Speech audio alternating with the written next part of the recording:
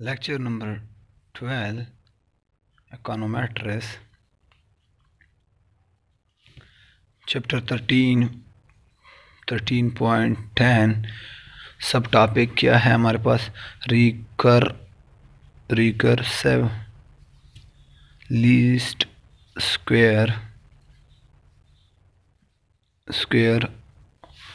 Recursive least square और Chow test मैं दोनों एट अ टाइम डिस्कस कर लेता हूँ. प्रीडिक्शन फेलियर टेस्ट, ये दोनों टेस्ट किस चीज़ के लिए यूज़ होते हैं? दोनों टेस्ट एक ही काम के लिए यूज़ होते हैं, और वो काम क्या है? स्ट्रक्चरल ब्रेक के लिए. दोनों यूज़ होते हैं फॉर स्ट्रक्चरल ब्रेक, और इसी स्ट्रक्चरल ब्रेक को इसी बुक में 8 चैप्टर में भी डिस्कस किया गया है. और वो बाय द थ्रू किस मेथड? वो चाउ मेथड से यूज़ किया गया है. और उन्होंने यूज़ किया कि चाउ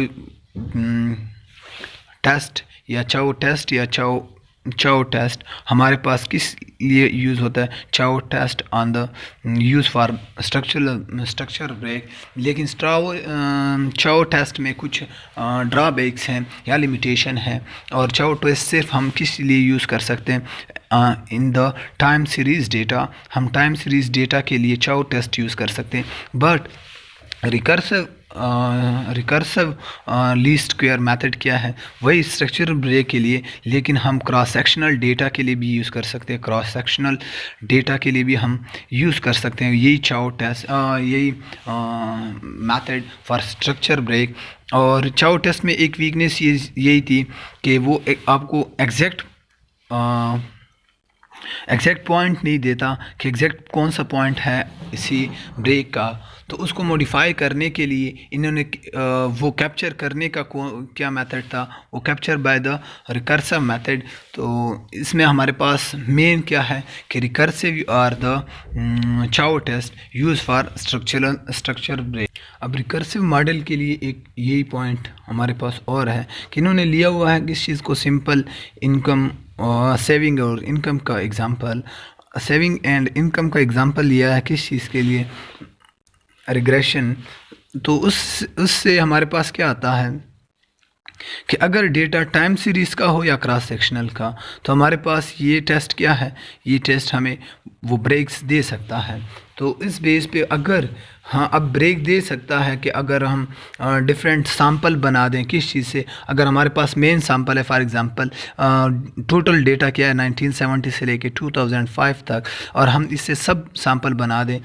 इन्होंने डिफरेंट बनाए 1970 से 1975, इसको एस्टिमेट कर लें, इससे पैरामीटर एस्टिमेट कर लें. 1974 कुछ डिफरेंट सैंपल बनाए, और उससे हम एस्टिमेट करते हैं हर एक से, और हमें कंफर्म हो जाता है कि इसमें क्या जो चेंज है पैरामीटर्स में वो क्या है, वो वैल्यू नज़र आती है या नहीं आती ऑन द अल्ट्रेशन बेस पे.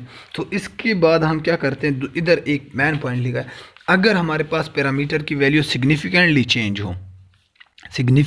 चेंज हो, हर सैंपल से सिग्निफिकेंटली चेंज आती हो, तो हमारे पास क्या है? वो इंडिकेट करता है, किस चीज़ को इंडिकेट करता है? अगर हर सैंपल से चेंज आती है.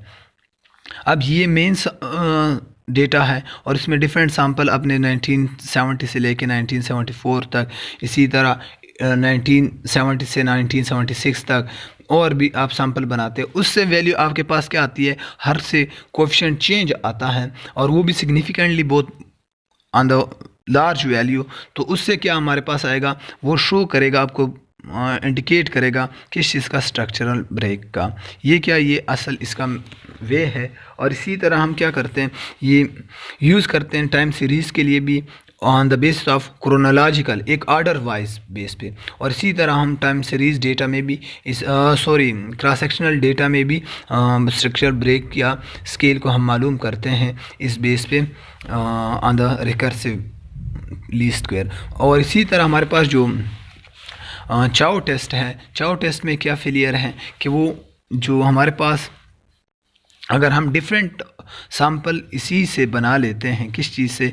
लाइक हमारे पास टोटल डेटा है 1970 से लेके 2005, एक तो इसका इशू क्या है कि ये क्रॉस सेक्शनल डेटा पे स्ट्रक्चरल ब्रेक को कैप्चर नहीं कर सकता, हैंडल नहीं कर सकता। सेकंड, जो हमारे पास टाइम है, टाइम से क्या अब 1970 से लेके 2005 तक, लेकिन अब मैं क्या करता हूँ इसमें डिफरेंट रिग्रेशन बना लेता हूँ, लाइक 1970 से टू 1995 तक, और इसी तरह फिर मैं 1970 से 1981 तक। इससे मैं मालूम करना चाहता हूँ कोफिशेंट्स को, और वो कोफिशेंट और इंटरसेप्ट क्या करते हैं, डेटाबेस पे ही बेस करते हैं, और अगर वो वैल्यू क्या करती हैं, हम प्रिडिक्ट करते हैं किस चीज़ के लिए, एक नए वैल्यू फारकास्ट करते हैं, तो उससे क्या हम फिर लॉजिक नहीं दे सकते किस चीज़ का, नो सीरियल, हम फिर उसकी वजह से हम फिर अगर फारकास्ट करते हैं, फिर हम ये सीरियल जो नो सीरियल स्ट्रक्चरल ब्रेक का आइडिया दे सकते हैं, स्ट्रक्चरल चेंज का आइडिया देख सकते हैं किस चीज़ में, पैरामीटर्स में।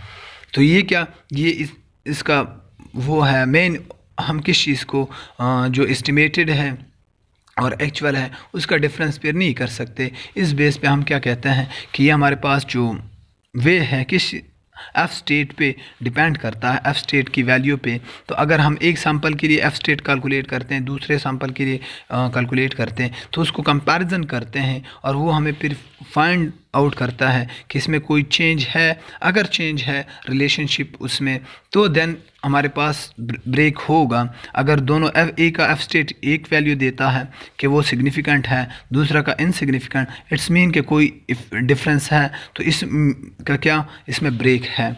अब ये क्या हमारे पास इस और